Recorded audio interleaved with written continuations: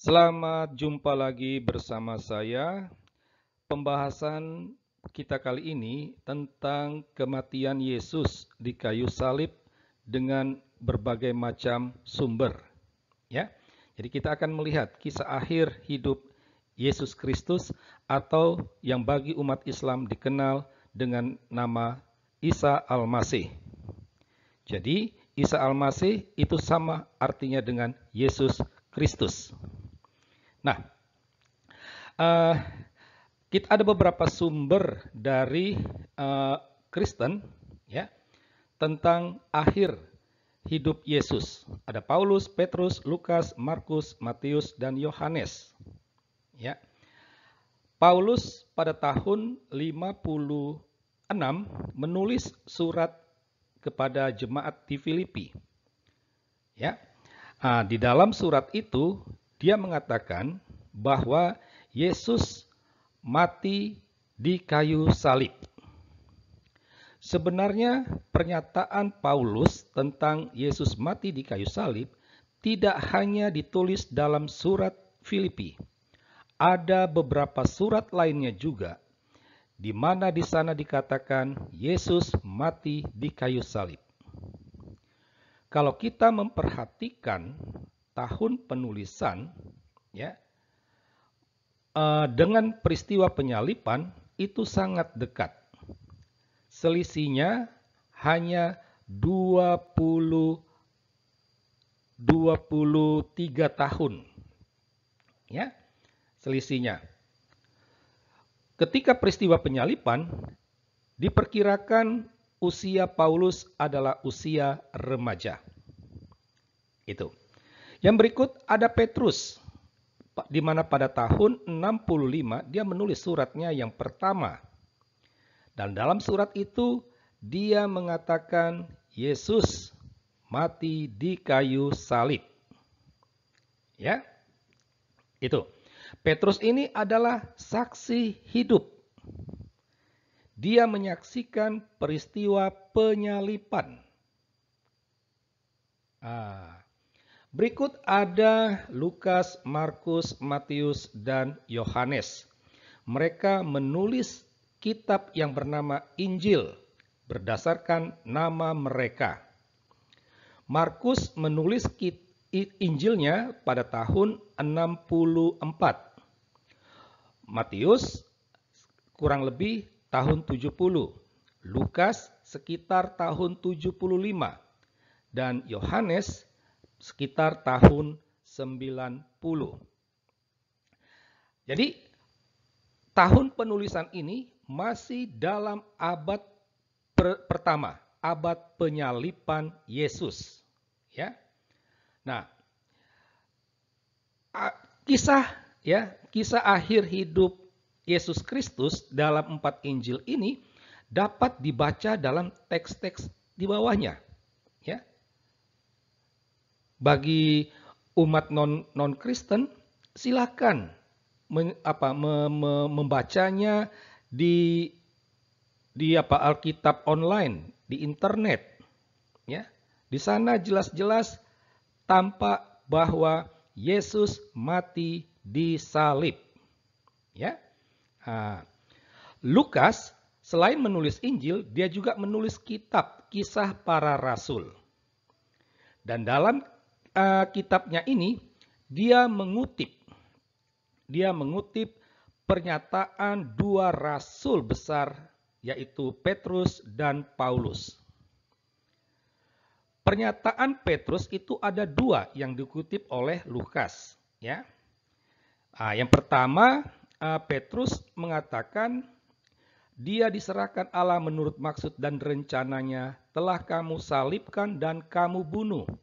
Ini disampaikan Petrus pada pesta Pentakosta, peristiwa pencurahan Roh Kudus. Yang berikutnya, dalam nama Yesus orang Nazaret yang telah kamu salibkan, tetapi telah dibangkitkan Allah. Ini dikatakan Petrus di mahkamah agama ketika mereka ditangkap dan disidang. Ya. Lukas juga mengutip pernyataan Paulus dalam khotbahnya di rumah ibadat di Pisidia, ya. Paulus itu mengatakan, ya, bahwa Yesus mati di kayu salib itu untuk menggenapi apa yang tertulis tentang Dia, ya. Jadi dari kata-kata Paulus itu tampak Yesus mati di kayu salib. Harap diingat, Lukas adalah pengikut, ya, atau murid Paulus. Nah, kisah akhir hidup Yesus ini terekam juga dari catatan sejarah, ya. Ada Tacitus, seorang sejarawan Romawi, hidup pada tahun 57 sampai 107, ya. Dia menulis kitab yang bernama Annal, yang berisi tentang peristiwa-peristiwa sejarah dunia pada tahun 14 sampai 68.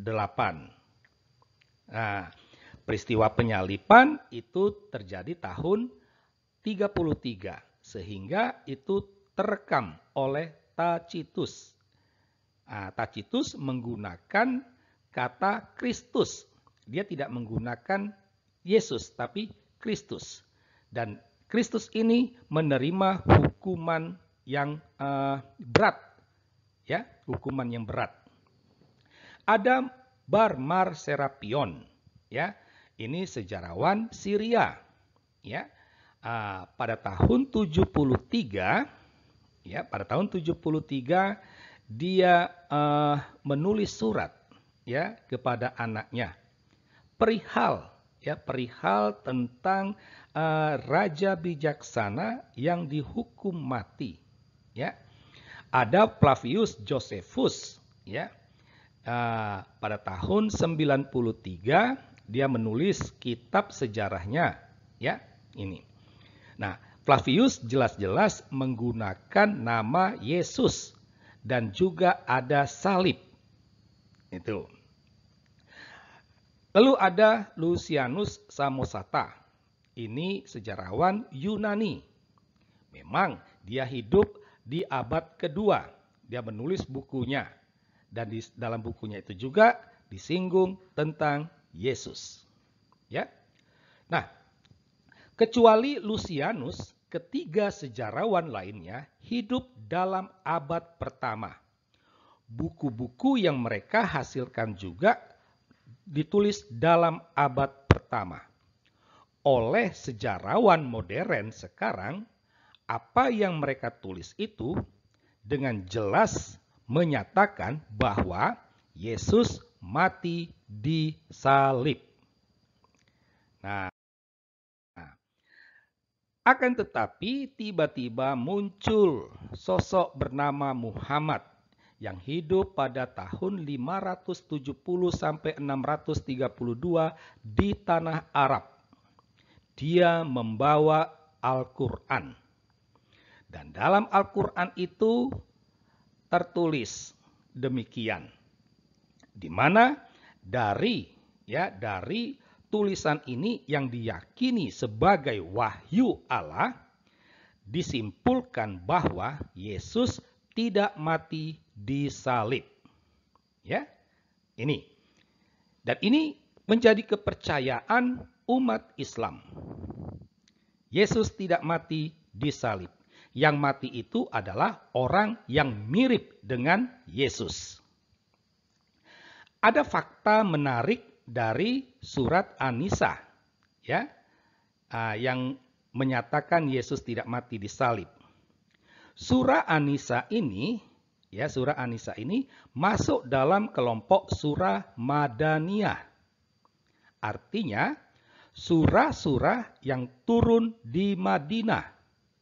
Surah-surah yang turun atau wahyu Allah yang turun setelah Muhammad hijrah.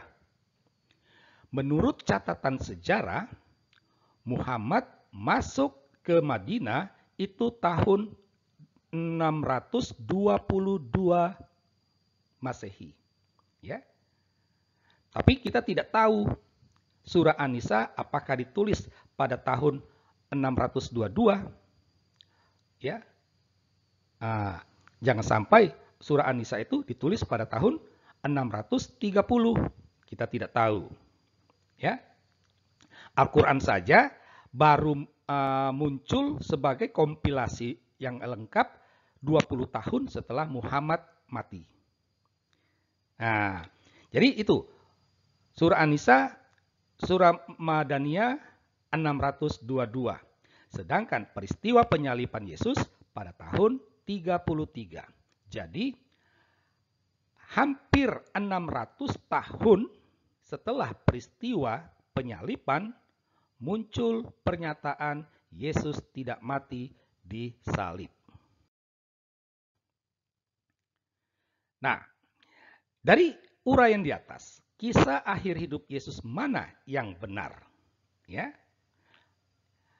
Jadi saya membuat perbandingan begini. Ada sejarawan Belanda hidup pada tahun 1937 sampai 2011. Pada tahun 1955, 5 tahun setelah kemerdekaan, dia membuat buku sejarah perjuangan bangsa Indonesia. Dan dia mengatakan proklamasi kemerdekaan itu 17 Agustus 45. Lalu ada sejarawan Cina hidup pada tahun sekian, di mana pada tahun 2500 dia menulis sejarah dan mengatakan bangsa Indonesia memproklamirkan kemerdekaannya 30 September 65. Teks proklamasi dibacakan oleh Joko Tingkir. Lalu ada cucu Muhammad Hatta hidup pada tahun sekian. Lalu pada tahun 2005 dia menulis sejarah dan dia katakan 17 Agustus 45 bangsa Indonesia memproklamirkan kemerdekaannya dibacakan oleh Bung Karno. Nah, dari 3 sumber ini mana yang benar? Dapat dipastikan tidak hanya orang Indonesia tapi seluruh dunia, dan bagi orang yang masih waras mereka akan mengabaikan yang ketiga. Jadi sejarawan Belanda, cucu Muhammad Hatta, inilah fakta yang benar. Sedangkan sejarawan Cina itu hanyalah kebohongan belaka. Nah, ini sekedar perbandingan. Nah, mari kita lihat topik kita. Ya, kisah akhir hidup Isa Al-Masih. Ya. Jadi penyaliban itu terjadi pada tahun 33. Ada sumber Kristen, ada sumber sejarah yang sangat dekat dengan peristiwa penyaliban. Dekat di sini tidak hanya dari segi waktu, tetapi juga lokasi. Selain itu juga ada saksi mata. Dan di sana dikatakan dan ada sumber Islam. Ya, dan ada sumber Islam yang jauh dari peristiwa, jauh dari segi waktu, jauh juga dari segi lokasi. Nah, sumber Kristen ya dan sumber sejarah ini merupakan fakta sejarah. Ya, mereka mengatakan Yesus mati di kayu salib, sedangkan sumber Islam yang mengatakan Yesus tidak mati di kayu salib. Ini hanya merupakan fantasi sejarah. Jadi ini yang dapat disampaikan buat kita.